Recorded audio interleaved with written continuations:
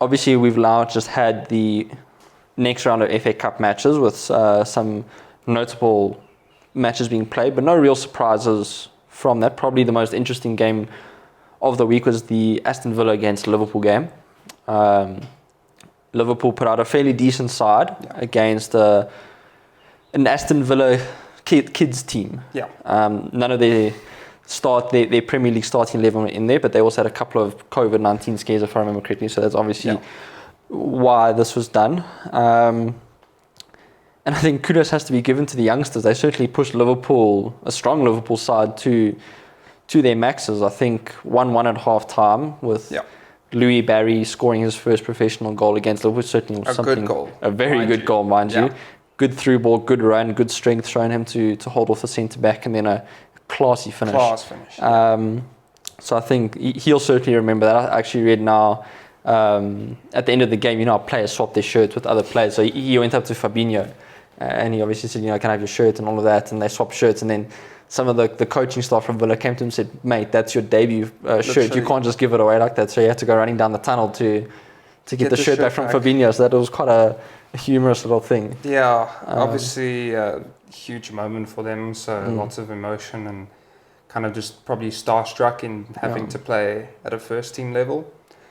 But yeah, that goal was actually a really good goal. The ball was probably better. Yes. Really. I mean, he pulls away from, I can't remember who the midfield was, but he managed to get around him. And the ball is so good. It's just perfectly weighted. Timed. Yeah.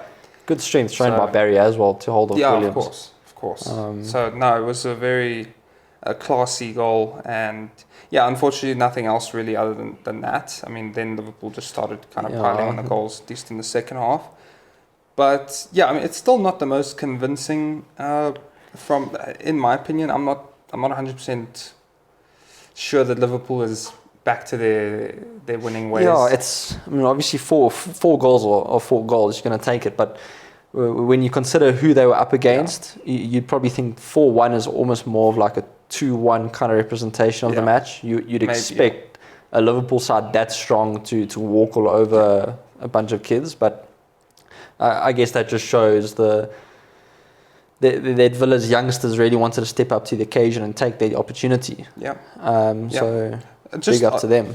On the note of the COVID status and that so many players had to be benched, I remember reading something a while ago about Liverpool's kind of just how well they've maintained the COVID situation at the club, and that if you think about it in that sort of respect, all the clubs lined up against each other, who's managing the COVID situation at their club the best? Because you can't use the excuse as, oh, well, we have so many players sick, so let's postpone the game. So Villa having so many players that are unavailable is purely their own fault in mismanaging the system and not correctly testing and not putting in the right processes in place to make sure that they have all their players ready for the game. So it's just interesting to see that is something to take into consideration, not only for the cups, but for the league as well, that if you can manage your COVID situation better than other clubs, that you probably have a better chance of putting your best team forward and hence winning games. No, of course.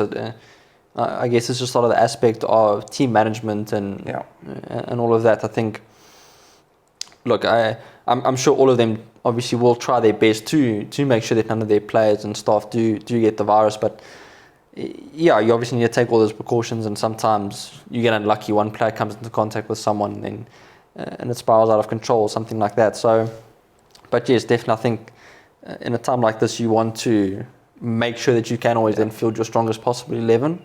But I guess at the end of the day, then would Villa's starting lineup have beaten Liverpool again? I mean, Villa haven't been playing too badly, so no.